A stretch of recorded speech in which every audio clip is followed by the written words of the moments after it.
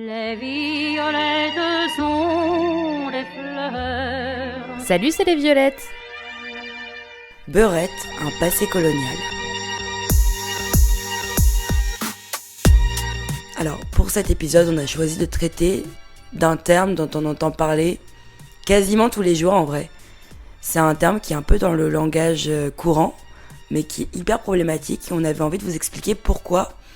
Et pourquoi, en fait, d'après ses origines, on n'a plus envie de l'entendre. C'est le terme beurette. Si on prend la façon dont on utilise le terme beurette dans le langage courant, c'est quand même assez négatif. C'est pas une femme avec des origines maghrébines, c'est vraiment la beurette à chicha, quoi. On imagine le cliché d'une meuf de télé-réalité et en général, c'est pas un compliment. Il y a plein en fait de termes qui découlent du terme beurette quand on pense à ce mot.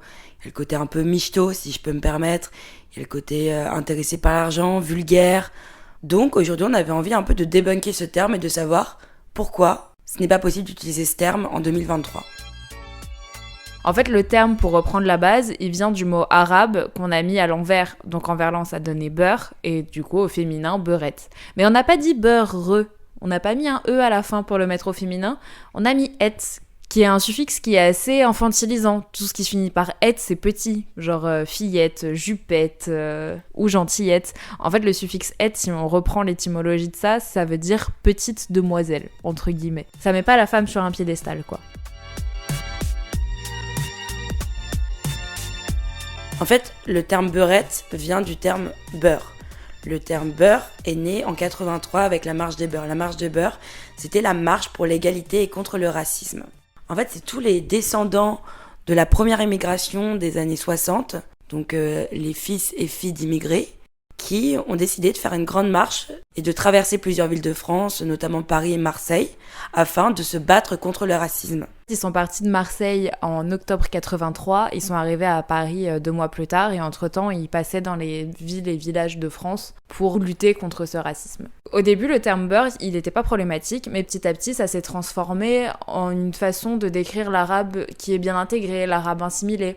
Et donc, c'est devenu problématique pour les personnes que ça désignait, parce qu'eux-mêmes ne se désignaient pas par ce terme-là. Et ensuite, quand on a rajouté « et », donc « beurette », ça a fait double peine, sexisme et racisme, dans le même terme. Le problème, c'est qu'au départ, ce terme « beurre » était utilisé par les médias et par les concernés de la marche pour défendre des revendications antiracistes. Mais avec le temps, le terme est devenu de plus en plus populaire. Et on est arrivé à nommer des femmes d'origine maghrébine de cette façon.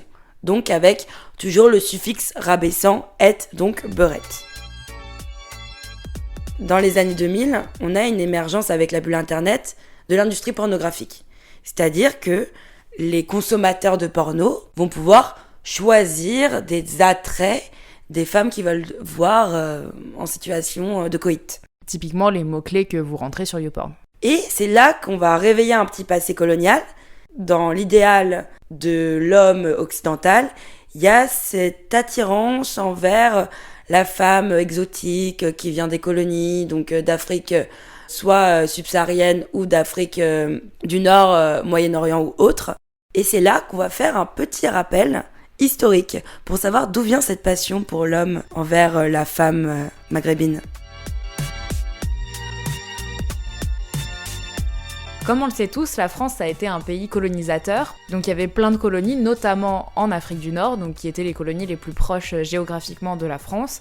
Et le but de ces colonies, c'était pas juste d'agrandir le pays, c'était aussi financier, donc il y a eu des nouveaux marchés, notamment le marché du sexe. On a des colons français qui arrivent sur des territoires comme par exemple l'Algérie qui appartenait auparavant à l'Empire ottoman. Il est important de notifier qu'il y avait déjà de la prostitution à l'époque, donc c'est pas les Français qui sont venus inventer la prostitution. Juste ils l'ont transformée. C'est-à-dire que les Français arrivent, ils perçoivent que les soldats colons ont des besoins comme ils ont en France parce qu'on est au 19e siècle et que la femme n'est bonne qu'à faire des gosses. Du coup, il faut aller voir ailleurs chez les prostituées pour avoir une vie sexuelle. Donc, on se dit, écoutez, pourquoi on va pas ouvrir des maisons closes sur place pour nos soldats ? qui est assez perturbant quand on regarde ça avec notre prisme d'aujourd'hui, où on a une vraie lutte de la part des pouvoirs publics contre la prostitution, c'est qu'en fait, à l'époque, ces maisons closes, elles étaient organisées par l'État. Parce que le but, c'était que les colons aient leurs maisons closes à eux, avec leurs femmes, et que les personnes natives de ces pays-là aient leurs maisons closes avec leurs femmes à eux. Donc ça se mélangeait pas. Le 19e siècle, c'est le siècle des maladies vénériennes. C'est-à-dire qu'il y a une propagation de la syphilis et d'autres maladies vénériennes qui étaient absolument problématiques. Donc, on a une communauté française, aussi parisienne, toute la France, qui va ramener la syphilis, mais eux pensent eux-mêmes que c'est les natifs du pays qui vont ramener la syphilis. Donc, ils se disent, ok, on a déjà des problèmes avec les maladies vénériennes, donc on va séparer les maisons closes. Il y aurait une maison close pour les Algériens si on est en Algérie, les Marocains si on est au Maroc, ou les Tunisiens si on est en Tunisie, et une maison close pour les colons, de façon à ne plus propager la syphilis. Mais forcément, avec du recul, il y a beaucoup de Français qui ont ramené cette syphilis dans les maisons closes avec des femmes maghrébines. Donc c'est un peu le serpent qui se mord la queue.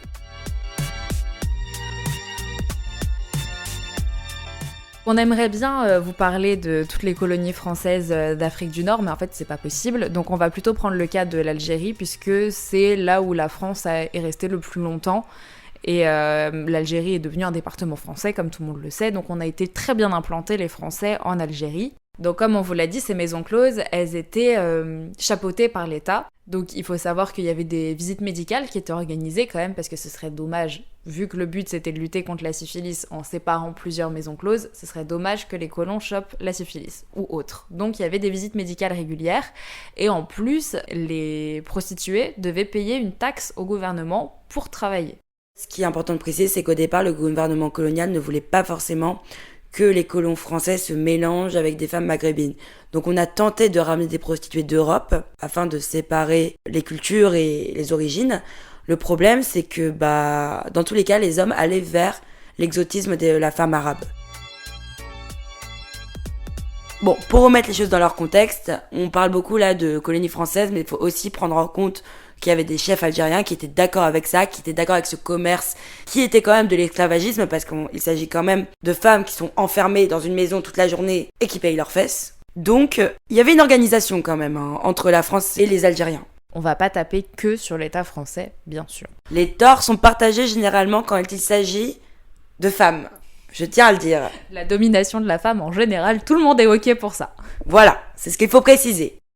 Non, sans rigoler, en fait, je vous dis pas à quel point on suffoque quand on parle de ça, parce que c'est un sujet qui nous tient à cœur, mais c'est hyper dur d'en parler parce qu'on n'a pas envie de se positionner. Nous, on veut uniquement parler d'un terme, d'une histoire et de femmes qui ont souffert.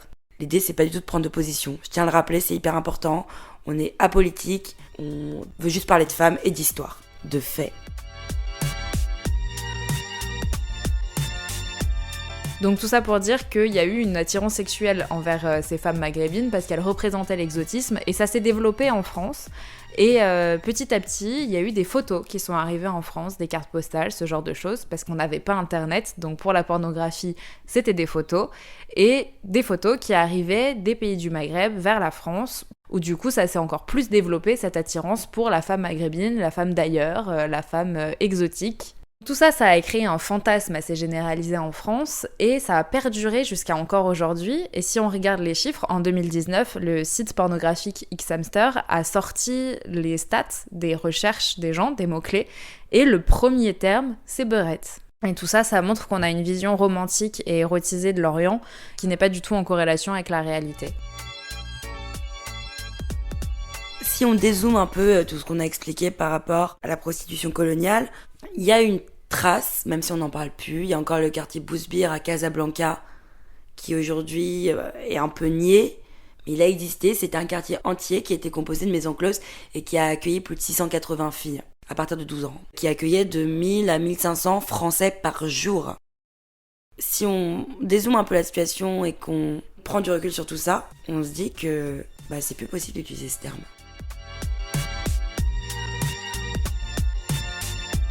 Donc là, on va faire un truc qu'on n'a pas l'habitude de faire, mais c'est pour montrer à quel point ça a encore un impact aujourd'hui, cette histoire. On va parler un petit peu d'actu. En 2020, il y a eu un épisode de la super série Joséphine Ange Gardien qui utilisait le terme « beurette de banlieue » pour décrire un des personnages qui avait des problèmes et Joséphine vient l'aider. Et en fait, ça a créé une vague, surtout sur les réseaux sociaux, parce qu'aujourd'hui, c'est comme ça qu'on communique, avec des hashtags TF1 racistes et ce genre de choses. Donc, ce qui montre que rien que l'utilisation de ce terme, ça fait se soulever les gens qui sont désignés par ce terme, parce qu'ils sont pas d'accord avec ça. Les femmes maghrébines sont pas d'accord pour être désignées en tant que beurette, parce que c'est un terme négatif. C'est un peu comme le terme nègre ou youpin, c'est juste plus possible en fait. On les utilise plus, ces termes, ça marche plus. Bon, c'est la fin de cet épisode. Je tenais quand même à dire que ça a été très dur pour Philou et moi de rester neutre et d'essayer d'avoir un avis objectif, factuel, sans être agressive ou montrer de doigt qui que ce soit. Et c'est vrai qu'on se rend compte que c'est encore compliqué. Parce qu'en fait, là, on parle d'histoire, mais on parle d'histoire récente qui blesse encore beaucoup de gens. Et comme on l'a dit sur nos réseaux sociaux, on n'a pas envie de blesser qui que ce soit et on espère qu'on n'a blessé personne. Et la prochaine fois, on parle d'histoire beaucoup plus lointaine, comme ça, on blessera personne, c'est sûr.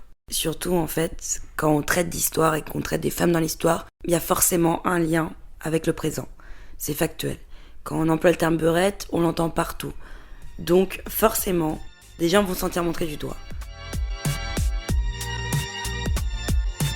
Voilà, cet épisode des Violettes est terminé. Si vous l'avez aimé, n'hésitez pas à nous laisser une note et un commentaire.